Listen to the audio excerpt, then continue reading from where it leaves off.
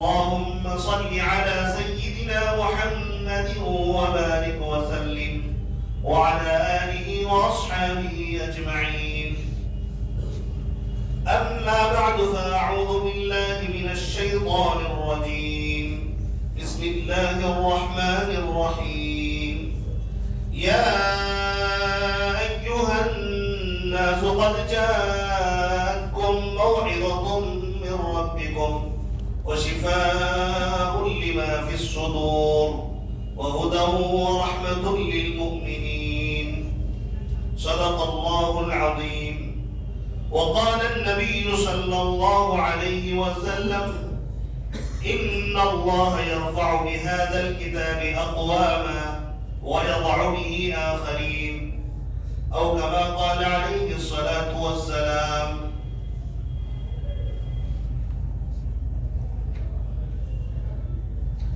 میرے واجب الاحترام بزرگوں اور بھائی اور اسلام کے غیور فرزندوں اور عزیز نوجوان دوستوں، یہ بھی ایک مبارک مہینہ شعبان کا چل رہا ہے، رمضان کا گویا مقدمہ ہے۔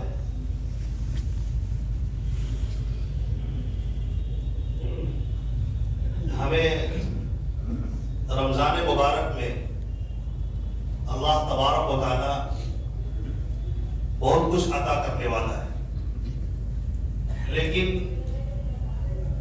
رمضان مبارک میں جو کچھ اللہ تبارک و تعالی کی طرف سے عطا ہونے والا ہے وہ انہی لوگوں کو ملے گا جس کے دل میں تڑپ ہوگی، جس کے دل میں فکر ہوگی۔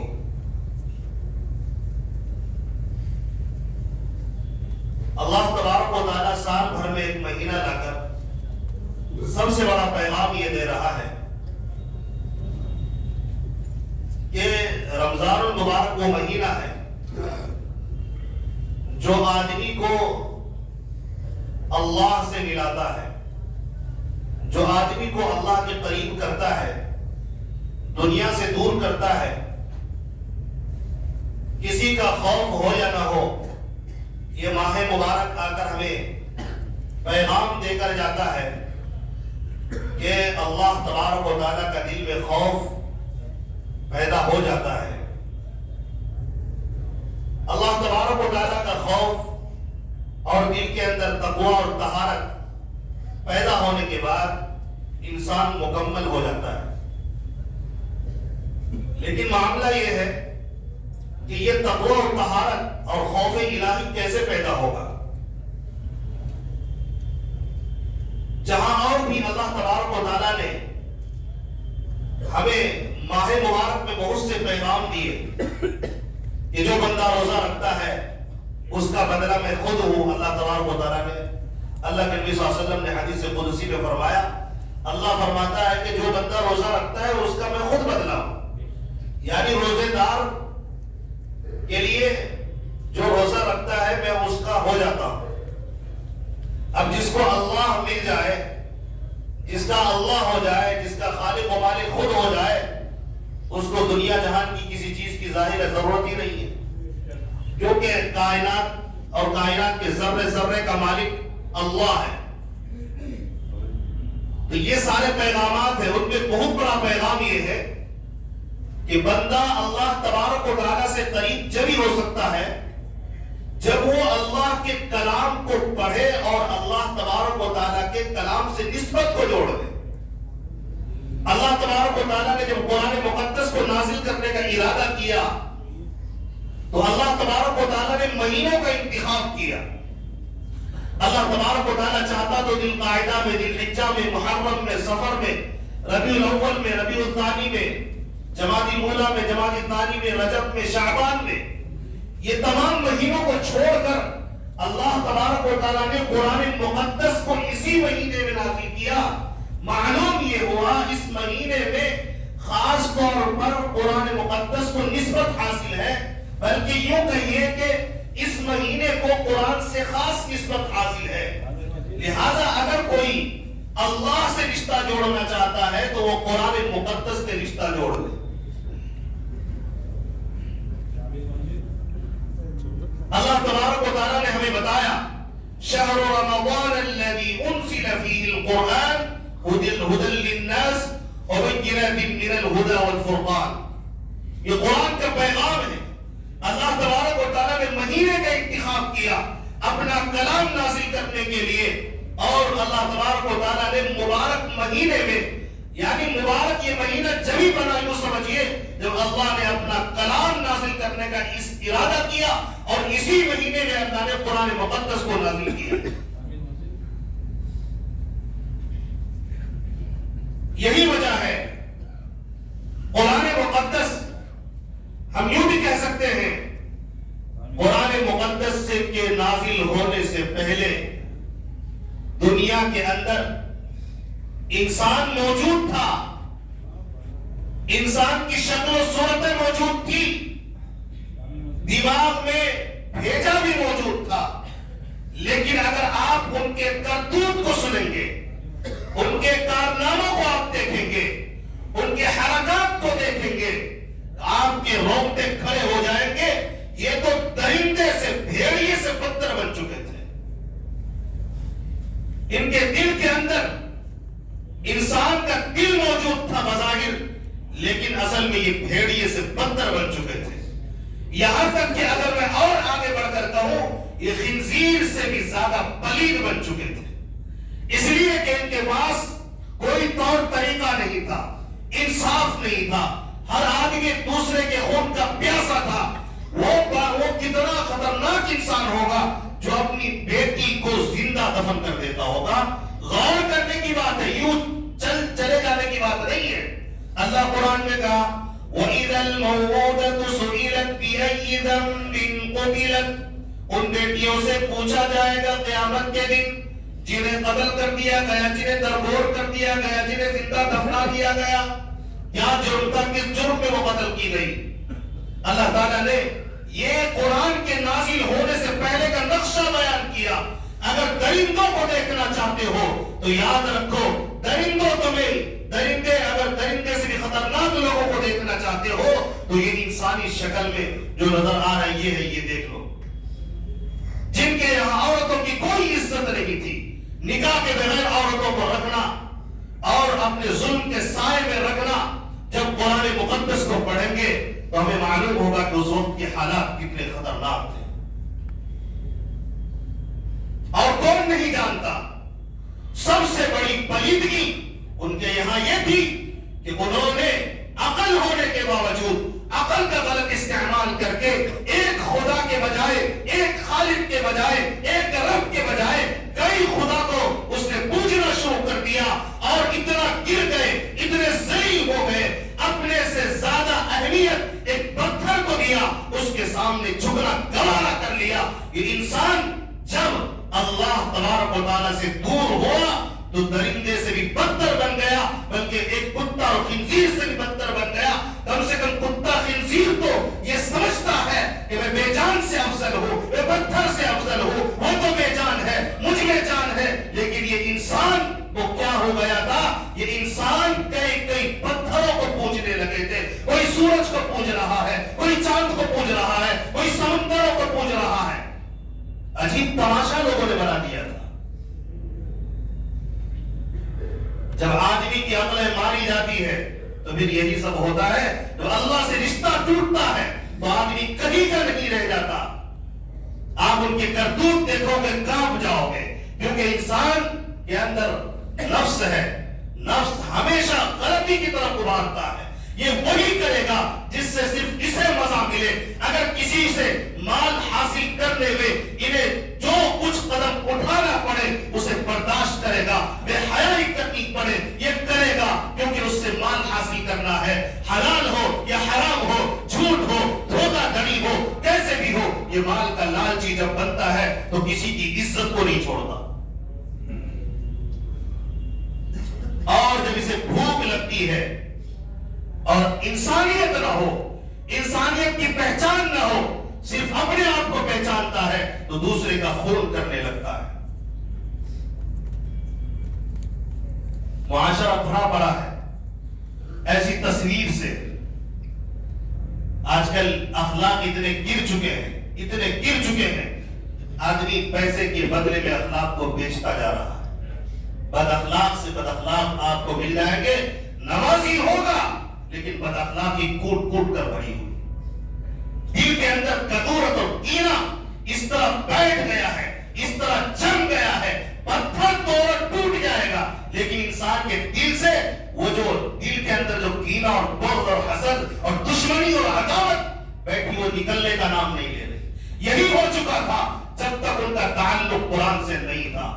یہی وہ قرآن مقدس ہے. جب یہ قرآن مقدس کا نزول ہوتا ہے, اللہ تبارک و تعالیٰ نے ان انسانوں کی زندگیوں کو بدل دیا, عورتوں کو مقام ملا ہے, سب ایک خدا کے در پر آ گئے اور سب نے کہا یقیناً اگر خدا ہوگا ایک ہی ہوگا. سب نے کلمہ پڑھا لا الہ الا اللہ وحدہ لا شریک لہ, اللہ کے سوا کوئی عبادت کے لائق نہیں, اس کا کوئی شریک نہیں. جب ایک در پہ آتا ہے تو قرآن پڑھتا ہے, قرآن کہہ رہا ہے الف لام میم ذالک الکتاب لا ریب فیہ ھدی للمتقین. یہ وہ کتاب ہے, یہ وہ کلام ہے جس میں کوئی شک نہیں ہے, یہ وہ کلام ہے. اللہ نے قرآن میں جب کہا یا ایھا الناس قد جاءتکم موعظۃ من ربکم وشفاء لما فی الصدور, اے لوگوں میں نے قرآن مقدس کو نازل کیا ہے, اس کی ایک ایک بات میری طرف سے نازل کی گئی ہے, بلکہ اس کا تکلم کرنے والا میں ہوں. اگر تم اس پر عمل کرو گے تمہیں جسمانی شفا بھی ملے گی, روحانی شفا بھی ملے گی, تم انسانیت کے بڑے اعلیٰ درجے پر پہنچ جاؤ گے. جب قرآن نے بیان کیا وَلَقَدْ كَرَّمْنَا بَنِي آدم, سب سے پہلے اللہ نے قرآن مقدس میں اس وقت کے لوگوں کو کہا اگر کسی کا مقام و مرتبہ ہے اس روئے زمین پر وہ بیل بکروں کا نہیں ہے, وہ بیل بکروں کا بعد میں ہے, اونٹ کا بعد میں ہے, چرند پرندوں کا بعد میں ہے, حیوانوں کا بعد میں ہے, ارے بے جان چیزوں کا بہت بعد میں ہے. کس کے سامنے جھکنے لگے ہو؟ میں نے تمہیں عزت عطا کی ہے. بنی آدم کو سب سے زیادہ اس روئے زمین پر 18,000 مخلوقات ہیں, سب سے زیادہ اگر کسی کو ہم نے عظمت دی ہے وہ انسان ہے. اللہ قرآن میں کئی قسمیں کھانے کے بعد کہتا ہے والتین والزیتون وطور سینین وهذا البلد الامین لقد خلقنا الانسان فی احسن تقویم, کہ ہم نے انسان کو اچھی شکل و صورت میں ڈالا. پھر اللہ تعالیٰ مخاطب کر کے کہتا ہے یا ایھا الانسان ما غرک بربک الکریم, کہ اے انسانوں تجھے اپنے رب سے جس نے دھوکے میں ڈال دیا, الذی خلقک فسواک فعدلک, دیکھو تو اپنے رب کو جس نے تجھے پیدا کیا, برابر برابر پیدا کیا, خوبصورت بنایا, فی ای صورت ما شاء رکبک, جس کو جس صورت میں چاہا اللہ تبارک و تعالیٰ نے پیدا کر دیا. اللہ تبارک و تعالیٰ نے جس شکل و صورت میں چاہا پیدا کیا اور اس طرح مختلف پیدا کیا, اتنی صورتیں بنا دی. اللہ کی قسم کروڑوں انسان آج تک دنیا میں پیدا ہوئے اور آئندہ بھی پیدا ہوں گے, کسی ایک کی صورت دوسرے سے مکمل نہیں ملتی. آپ غور کریں, اللہ قرآن میں کہتا ہے وَفِي أَنفُسِكُمْ أَفَلَا تُبْصِرُونَ, اگر تم مجھے پہچاننا چاہتے ہو اپنے آپ پہ غور کر لو, مجھے پہچان لو گے. أَفَلَا تُبْصِرُونَ, کیا تم دیکھتے نہیں ہو؟ اپنے آپ کو دیکھو, جس زبان سے تم بولتے ہو یہ زبان میں نے پیدا کی ہے. تم اپنی زبان کو نکالو, ساری دنیا کی زبان کو نکالو, تمہاری زبان دنیا سے الگ ہوگی. وہ کسی کی زبان کسی سے نہیں ملتی. یہاں تک کہ اللہ نے کہا آواز بھی میں بدل کے رکھ دوں گا, ایک آدمی کی آواز دوسرے سے بالکل نہیں ملتی ہے. مشابہت آپ کہہ سکتے ہیں, طرح کہہ سکتے ہیں, لیکن سیم ویسا ہی نہیں کہہ سکتے. اللہ تبارک و تعالیٰ نے کہا میں نے جو ناک دیا ہے, مثال کے طور پر جو قاری صاحب کی ناک ہے, پوری دنیا میں اس طرح ناک آپ نہیں دکھا سکتے ہیں, یہ اللہ کی قدرت نہیں تو کیا ہے. ایک آنکھ لاؤ اور آپ کے اندر جو پریکٹ کیا ہوا اللہ تعالیٰ نے جو تصویر بنائی ہے وہ ایک آنکھ دوسرے سے نہیں ملتی ہے. پاسپورٹ کو کسی سے بنایا جاتا ہے, آنکھ کی تصویریں لی جاتی ہیں, اور چھوڑو آنکھ میں تو نظر نہیں آتی, اپنے جو انگلیوں پر جو نشانات ہیں یہ نشانات تک کو اللہ نے الگ بنا دیا. اسی کو قرآن نے کہا وَفِي أَنفُسِكُمْ أَفَلَا تُبْصِرُونَ. اب تو مان جاؤ, اب پلیدی سے نکلو, شرک سے نکلو, کفر سے نکلو اور کہو ایک اللہ سب کچھ اکیلا کرتا ہے, وہی انسان کو بھی پیدا کرتا ہے, جانور کو بھی پیدا کرتا ہے. جب مجھے اللہ نے مقام دیا, میں کیوں جھکوں کسی پتھر کے سامنے, میں کیوں جھکوں کسی سورج کے سامنے, میں کیوں جھکوں کسی درخت کے سامنے, شجر کے سامنے, سمندر کے سامنے میں صرف اور صرف جھکوں گا جو میرا کریٹر ہے, خالق ہے اور رب ہے. یہ پیارے آقا صلی اللہ علیہ وسلم نے جو قرآن دیا, قرآن میں اللہ نے کہا اس کو پکڑو, اور تاریخ گواہ ہے, قرآن گواہ ہے, احادیث رسول گواہ ہے, کروڑوں لوگ جو صحابہ کے دور سے چلے آ رہے ہیں وہ سب گواہ ہے. جب انہوں نے قرآن مقدس کو نازل کیا, جب قرآن مقدس کو اپنے سینے سے لگایا, صحابہ نے, حضرت ابو بکر نے قرآن کو مانا, حضرت فاروق اعظم نے مانا, حضرت عثمان غنی نے مانا, حضرت علی نے مانا, کم و بیش 1,24,000 صحابہ کرام نے جب قرآن کو پڑھنا شروع کیا, جن کی زندگیاں پہلے درندوں جیسی تھی اب یہ دوسروں کے لیے جان دینے والے بن گئے. پہلے جانی دشمن تھے اب دوسروں کے لیے جان نچھاور کرنے والے بن گئے. پہلے ڈاکہ ڈالنے والے تھے اب مال کی حفاظت کرنے والے بن گئے. پہلے چوری کرنے والے تھے اب مال دوسروں کا حق ادا کرنے والے بن گئے. پہلے کھانے پینے کی تمیز نہیں تھی اب اخلاق آ گیا, کردار آ گیا. عورتوں کو بے عزت کیا کرتے تھے اب عورتوں کے سر پر چادر اڑانے والے بن گئے. اور قرآن نے اعلان کیا اولئک الذین امتحن اللہ قلوبهم للتقوى لهم مغفرۃ واجر عظیم. یہ وہ لوگ ہیں جن کے دلوں کو اللہ نے تقوی کے لیے خالص کر لیا. قرآن نے ایک درندہ صفت انسان کو زمین سے اٹھایا, بلکہ زمین سے بھی زیادہ بستی میں گئے گزرے انسان کو اٹھایا, اس مقام پر پہنچایا. اللہ نے قرآن میں کہا اولئک هم المفلحون, یہی لوگ کامیاب ہیں. اولئک هم المهتدون, یہی لوگ ہدایت یاب ہیں. اولئک هم الراشدون, یہی لوگ سمجھدار ہیں. اولئک هم الفائزون, یہی لوگ کامیاب ہیں. یہ قرآن نازل ہوا, قرآن کو سینے سے لگایا تو زندگیاں تبدیل ہو گئی. یہ قرآن مقدس کے اندر اللہ تعالیٰ نے تاثیر رکھی ہے. واقعات سنتے ہیں, غور نہیں کرتے. صحابہ کی زندگیاں اسلام لانے سے پہلے, قرآن کو ماننے سے پہلے کس طرح تھی اور اب کیسی ہے. جب قرآن کو مانا, ایسے مقامات پر پہنچے, نبی نے فرمایا اصحابی کالنجوم بأیہم اقتدیتم, کہ میرے صحابہ ستاروں کی طرح ہے. جب اندھیرا چھا جائے ستارے سے روشنی ملتی ہے. جب تمہیں دنیا کے اندر کسی چیز میں تمہیں پریشانی نظر آئے, صحابہ کی زندگی اٹھا کر دیکھ لو, تمہیں روشنی نظر آ جائے گی اور تم کامیاب ہو جاؤ. اور قرآن نے کہا اے ایمان والو فَإِنْ آمَنُوا بِمِثْلِ مَا آمَنْتُمْ بِهِ فَقَدِ اهْتَدَوْا. اے لوگوں, صحابہ کو اللہ نے مخاطب کر کے کہا اے صحابہ تم اس درجے پر فائز ہو چکے ہو کہ ہم انہی لوگوں کا ایمان مانیں گے. وہ لوگ جب تک ہدایت پر نہیں آ سکتے تب تک کہ وہ لوگ تمہارے نقش قدم پر چل کر تمہاری طرح ایمان بنائے. اللہ نے ایمان کو مثال بنا دیا. وہ صحابہ جن کی کوئی حیثیت نہیں تھی قرآن پکڑنے سے پہلے, قرآن چھونے سے پہلے, قرآن کو ماننے سے پہلے, اب یہ حیثیت ہو گئی. جو صحابہ کی زندگی اپنائے گا اللہ اس کی زندگی کو چمکا دے گا. تو یہ اللہ تبارک و تعالیٰ نے قرآن کے ذریعے سے لاکھوں کروڑوں انسانوں کی زندگیوں کو بدل دیا. آج کل جو تھوڑی سی رحمت نظر آتی ہے, تھوڑی سی سکون نظر آتی ہے, چاہے وہ کسی بھی دھرم سے تعلق رکھتا ہو, اگر کسی کو کوئی تعلیم ملی ہے انسانیت کی, وہ قرآن مقدس کے نازل ہونے کے بعد ملی ہے. قرآن نازل ہونے سے پہلے تو آدمی تھا ہی نہیں. قرآن نازل ہوا, سینے سے لگایا, آج مانا, جس نے مانا, جو جتنا قریب ہو گیا اللہ اس کے مقام کو اتنا بلند کر دیا. آج دنیا انہیں اپنے سروں پر بٹھاتی ہے. جب قرآن کو حفظ کر لے آدمی اپنا لہجہ بدل کر بات کرنے لگتا ہے. جس سے پہلے ارے تجھے سے بات کرتا تھا اب حافظ ہو گیا, قرآن کو اپنے سینے میں بسا لیا. اب ماں باپ بھی اپنے بچوں کو آپ کہہ کر پکارتے ہیں. یہ قرآن مقدس کی شان ہے. اور بیٹے بڑے ہیں عمر میں لیکن قرآن سینے میں نہیں, انہیں ارے تجھے کہا جاتا ہے. لیکن وہی بیٹا چھوٹا سا بچہ ہے لیکن قرآن کو پڑھ لیا. اب بچے بھی لہجے بدل کر بات کرتے ہیں اس لیے کہ اس کے سینے میں اللہ نے قرآن کو ڈال دیا. مجھے بڑی خوشی ہوتی ہے کہیں کا کلچر ہو یا نہ ہو, لیکن بہار والوں کی کلچر یہ ہے جب قرآن سینے میں اترے گا آدمی ماں باپ کا لہجہ, رشتے داروں کا لہجہ بدل جاتا ہے, تم سے آپ پہ تبدیل ہو جاتا ہے. یہ بہار والوں کی شان ہے. قرآن کی وجہ سے لوگ اپنے بچوں کی عزت کرتے ہیں. یہ قرآن اس کے سینے میں آ گیا ہے. اور اس سے زیادہ جب قرآن کی تفسیر کو پڑھا اور عالم بن گیا اور لوگ سارے لوگ اسے آنکھوں پر پلکوں پر بٹھانے کے لیے تیار ہیں، عزتیں عطا کر رہے ہیں اور اپنا امام بناتے ہیں، اپنے مدرسوں کا استاد بناتے ہیں اور اپنا اسٹیج سجا کر ان کی باتیں سننے کے لیے بےتاب رہتے ہیں۔ یہ قرآن مقدس کی شان نہیں ہے تو اور کیا ہے؟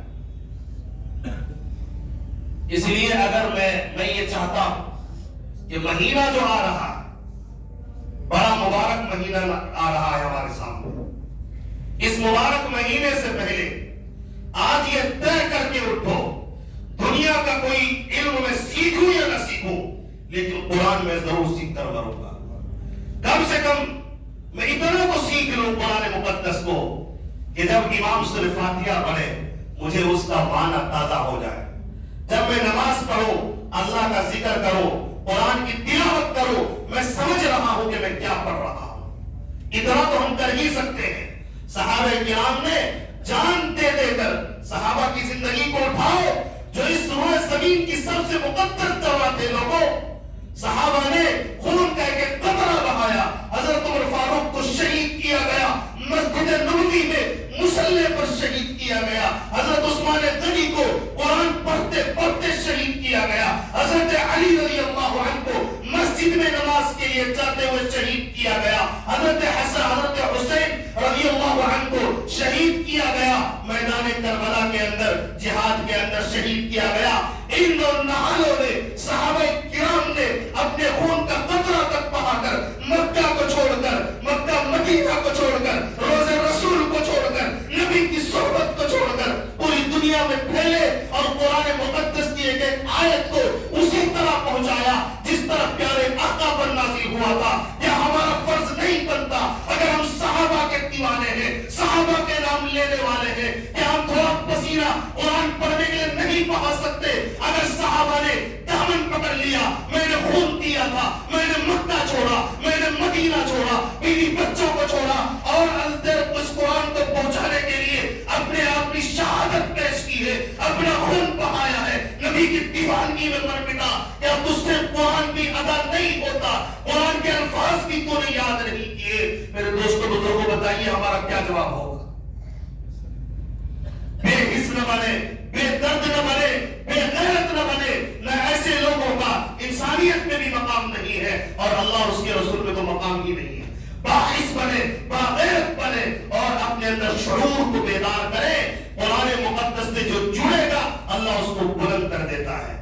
ہمیں سکھائی، ہمیں قرآن نے کیا سکھایا؟ ہمیں قرآن نے جو کچھ سکھا دیا اب کوئی کتاب ہمیں سکھا نہیں سکتی۔ قرآن نے سب سے بڑی بات ہمیں سکھائی، توحید سکھائی، شرک کی پلیتی کو بتایا، کفر کی پلیتی کو بتایا، نبی کے مقام کو بتایا، ہمیں نماز سکھایا، ہمیں روزہ سکھایا، ہمیں صدقہ سکھایا، ہمیں زکات سکھایا، دوسروں کی ہمدردی سکھائی۔ ہمارے مقام کو قرآن مقدس نے بتایا، ماں باپ کے مقام کو قرآن مقدس نے بتایا اور اللہ کے نبی پاک علیہ الصلوۃ والسلام نے تفسیر کر کے احادیث میں جو کچھ بتایا اس کی اہمیت کو قرآن بتاتے ہوئے کہتا ہے ما آتاکم الرسول فخذوه وما نهاکم عنه فانتهوا، رسول جو تمہیں دے اسے لے لو، جس سے منع کرے اس سے رک جاؤ، اسی کو حدیث کہتے ہیں۔ حدیث کی عظمت، نماز کی عظمت، زکات کی عظمت اور اسی طرح دوسروں کے ساتھ ہمدردی کی عظمت، یہ قرآن مقدس کا پیغام ہے۔ سب سے پہلے قرآن نے سکھایا، بعد میں اگر کوئی لکھے قرآن کے بعد لکھا گیا ہے۔ یہی قرآن ہے جس میں ہمیں بتایا گیا ان اللہ یأمر بالعدل والاحسان وایتاء ذی القربى وینہی عن الفحشاء والمنکر، کہ عدل کرو، انصاف کرو، ان اللہ یأمر بالعدل والاحسان، لوگوں کے ساتھ حسن سلوک کیا کرو، وایتاء ذی القربى، اور رشتہ داروں کو عطا کیا کرو، اور فرمایا وینہی عن الفحشاء والمنکر۔ اسی قرآن نے ہمیں بتایا فحش سے بچو، منکرات سے بچو اور اسی طرح ظلم سے بچو۔ یہ قرآن کی تعلیم ہے میرے دوستو۔ جب قرآن نے تعلیم دی، صحابہ نے پوری دنیا کو تعلیم دی۔ بتائیے ہم صحابہ کے دیوانے ہیں کہ نہیں ہیں؟ صبح صحابہ کے عاشق ہیں نا بھائی؟ انشاءاللہ ہم قرآن یاد کرنے کے لیے پسینہ بہائیں گے، تھوڑا سا وقت روزانہ نکالیں گے انشاءاللہ۔ کوئی نکالے یا نہ نکالے، جو یہاں مجمع بیٹھا ہے، میں اللہ کا واسطہ دے کر کہتا ہوں آپ اتنا قرآن ضرور سیکھ لو کہ آپ کو कम से कम देख कर पढ़ना आ जाए, और जब कुछ आयतों का, कुछ सूरतों का तर्जमा आप सीख लीजिए कि कम से कम नमाज पढ़े तो नमाज में दिल लगने लगे। और उसकी तैयारी अभी से करनी होगी। आज से इरादा किया है, कल से किसी आप इमाम के पास जाएंगे, किसी